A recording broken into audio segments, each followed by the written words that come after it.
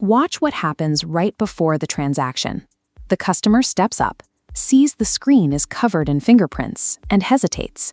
The industry consensus is that contact anxiety ended when pandemic restrictions lifted. Operators assume that because the mandates disappeared, the hesitation disappeared with them. But years of continuous messaging about shared surface transmission created deeply ingrained habits. For a specific segment of consumers, aggressive hand-washing, sanitizer use, and a distinct aversion to shared public screens are now permanent routines. This demographic is not a fringe group. They make up a consistent, fixed percentage of the daily foot traffic walking through your doors right now. When an operator ignores this behavioral shift, they create an invisible revenue leak. Customers are physically in the building, ready to buy, but the ordering interface blocks the sale. This chart shows the financial disconnect. On the left, capital expenditure for touch kiosk infrastructure scales up sharply. On the right, guest utilization rates remain entirely flat. Underperforming kiosks are frequently the result of a physical barrier, guests who are unwilling to interact with a shared touch surface, even if the software itself is perfectly functional. You spend marketing capital to acquire these customers. They arrived at your location. But by offering only a touch-based interface, you actively repel them at the final point of purchase. Treating hygiene-sensitive guests as an anomaly causes immediate financial loss. Adapting your interface options to capture them is a baseline requirement for customer retention. Let's examine the physical reality of a modern quick-service restaurant lobby built primarily around digital ordering. This diagram shows the intended customer flow. A guest enters the building and moves smoothly toward the kiosk zone. But here, the flow breaks. The customer reaches the heavily used touchscreen, hesitates, and rejects the interface. This creates a structural bottleneck. The customer abandons the digital path and crowds the manual register, competing with counter traffic. If the line is too long, friction becomes overwhelming. The customer skips the line and leaves the building. The damage compounds. The restaurant takes a dual hit. The digital kiosk fails to generate its projected return on investment, while manual labor costs simultaneously spike to manage the counter overflow. Relying solely on touch interfaces forces customers into an ultimatum. They must choose between their personal comfort and your service. When forced to make that choice, customers leave. Touchless ordering options act as structural patches that plug this active leak in comparable store sales. Evaluating alternatives requires looking past standard vendor marketing claims and feature lists. We map QR, NFC, voice, and app against implementation cost. But true cost is guest friction. We must identify the operational condition causing complete breakdown. For native apps, users must stop, navigate an app store, download software, and consume storage before ordering. This heavy friction works perfectly for frequent, loyal customers seeking a VIP experience. But it mathematically fails to capture transient, one-time foot traffic walking in off the street. Apps also carry steep back-end obligations.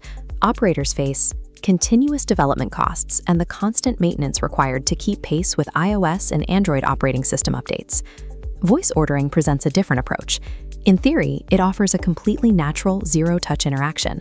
However, voice recognition possesses severe limitations. It struggles to process complex menu hierarchies and frequently collapses under acoustic interference. The technology performs adequately in the isolated acoustic bubble of a drive-through lane.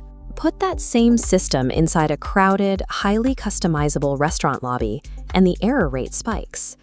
Deploying high-cost digital solutions without rigidly matching them to your specific environmental acoustics and traffic patterns guarantees channel failure. We can apply the same diagnostic to hardware light solutions that rely on the customer's personal device.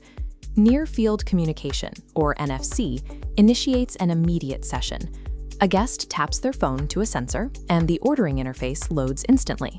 But returning to the matrix, NFC frequently fails the strict zero-touch test for hygiene-sensitive guests. While the tap initiates the process quickly, many NFC kiosk setups still force the user back to the shared public screen to select items and complete checkout. The tap-to-start gesture also requires explicit customer education, as it is not universally intuitive across all age demographics. This leaves QR codes. Routing a guest to a mobile site remains the only truly zero-touch option. Yet QR codes carry their own strict failure states. The interaction depends entirely on sufficient phone battery, reliable data, and a compatible smartphone.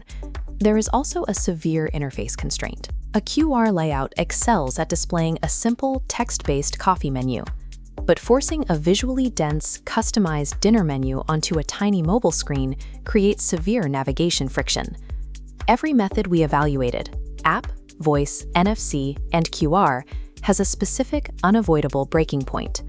Because every individual channel will eventually fail under the right conditions, forcing your entire digital strategy through a single channel creates an inherently fragile operation. This exposes the core flaw of the standard tech upgrade. Simply unbolting a touchscreen and bolting in a touchless system fails to account for environmental friction.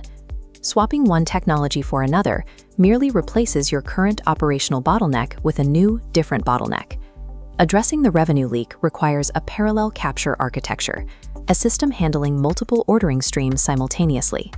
This schematic illustrates a resilient digital floor plan. At the center sits a unified point-of-sale node. To capture diverse preferences, the system runs multiple modalities simultaneously: a touch kiosk, QR table tents, and a dedicated app pickup shelf. This creates graceful degradation. The system operates effectively even if a component fails. Watch the fallback loop execute. If a guest phone dies at the QR node, the system instantly reroutes them to a manual counter, keeping the ticket alive. The architecture prioritizes preserving the transaction over forcing the customer to adopt a specific digital behavior. By displaying these alternative channels clearly alongside menu content, hybrid layouts remove decision fatigue. The guest instantly spots the exact modality they prefer.